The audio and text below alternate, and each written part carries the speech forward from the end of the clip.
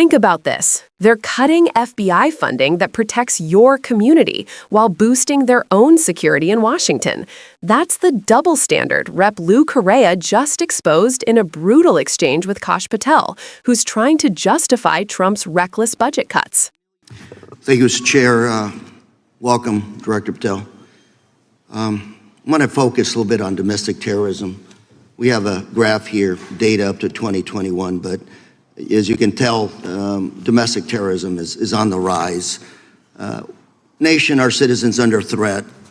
We saw the assassination of Charlie Kirk, 2 assassination attempts on the president, school shooting, Minnesota last month, and closer to home, just a couple of days ago, Huntington Beach, peaceful vigil for Charlie Clark, infiltrated by neo-Nazis who essentially made the local individuals attending that event fear for their safety. All of us know that a lot of these domestic attacks are by lone wolves, but yet they do leave clues, social media or elsewhere. Director Patel, you're it. You're the thin blue line. The FBI, your job to protect our citizens back home from those that would harm us. You have to find the needle in the haystack. Takes a lot of work, a lot of resources. Talking to my local sheriff this morning, who said they're concerned. Federal cuts to local grants that help them do the job. Then, of course, let's not forget about other threats that are coming before us, like high-tech fraud.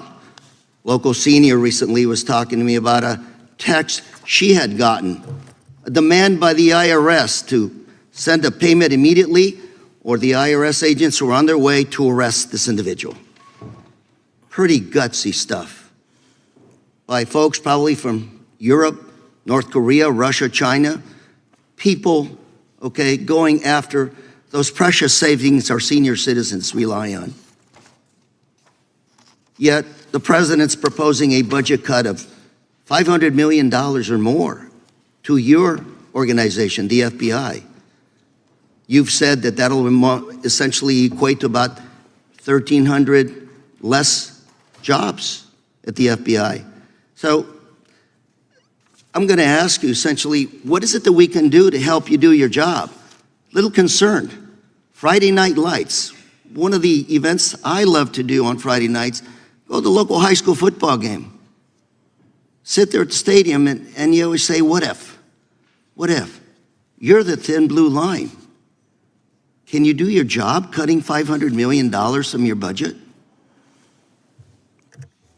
Thank you, sir.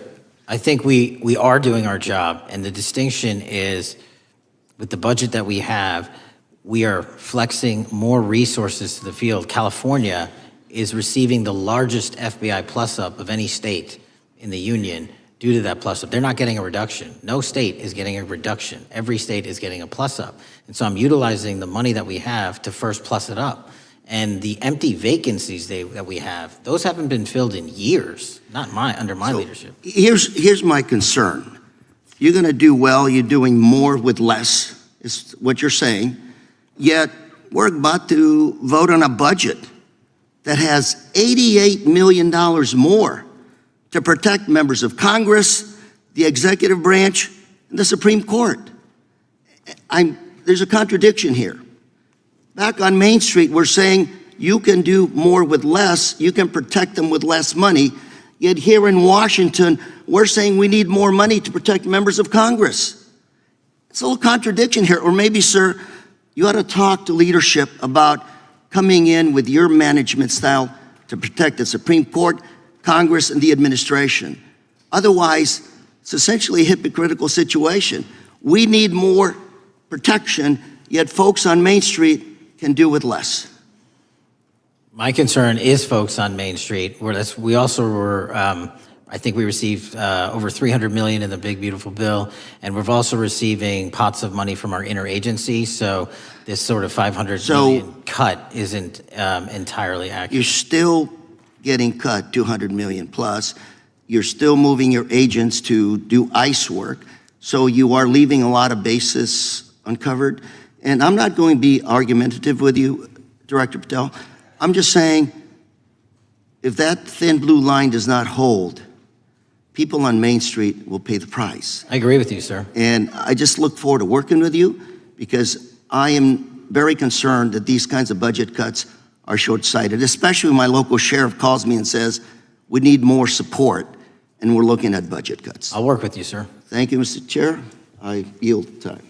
Mr. Chairman, I have another unanimous consent request. Lou Correa's question wasn't complicated. It wasn't partisan. It was something every American can understand. Can you protect the public after $500 million is cut from your budget? And when FBI Director Kash Patel tried to spin his way around that question, Correa didn't let him. Because this wasn't about politics. It was about priorities. What Correa did here is what oversight is supposed to look like. He put the so-called thin blue line in front of the American people and asked the question no one in Trump's orbit wants to answer. How can you claim to keep people safe while cutting the very agency responsible for that safety? Patel's response was pure evasion. He said the FBI was flexing resources, that no state was losing funding, that California was actually getting a plus up. But then, when pressed, he admitted there were cuts, and that agents were being reassigned to immigration work under DHS. That's not flexing, that's hollowing out. Let's remember what Correa was talking about. Domestic terrorism is on the rise. Neo-Nazis showing up at vigils, school shootings, foreign cybercriminals targeting seniors with scams. These are the real, everyday threats Americans face, and they require intelligence, coordination, and manpower. Yet the same administration that's telling the FBI to do more with less just added nearly $90 million to protect members of Congress, the executive branch, and the Supreme Court. That's what Correa called out as hypocritical. Because if Washington believes in security, it should start with everyone, not just the political elite. This is where the contradiction becomes impossible to ignore. Patel and Trump's allies keep claiming they're defending law and order, but their budgets tell another story. When the cameras are off, they're defunding the very institutions that actually investigate violent extremists and protect communities from real danger. And the result? Agents pulled from field offices, vacancies left unfilled, and investigations into domestic terrorism that stall because there aren't enough people or resources to pursue leads. Meanwhile, billions flow into pet projects and political optics. That's not law and order, that's selective security, safety for some, risk for everyone else. What's even more telling is Patel's insistence that the FBI had already received money from the Big Beautiful Bill. Think about what that means. He's talking about Trump's own partisan spending package, the same one that funneled money into ICE, private detention contractors, and surveillance programs while cutting the FBI's budget for community-based crime prevention and counterterrorism. That's the trade-off. Less protection for neighborhoods, more power for political policing. Correa's tone throughout the exchange mattered. He wasn't grandstanding. He sounded like someone who actually talks to sheriffs, teachers, and families back home. He talked about Friday night football games, the kind of place where parents worry about what if. That line hit home because it humanized the stakes. These aren't numbers on a spreadsheet. They're real people sitting in real stands, wondering if that thin blue line will actually hold when it's needed most.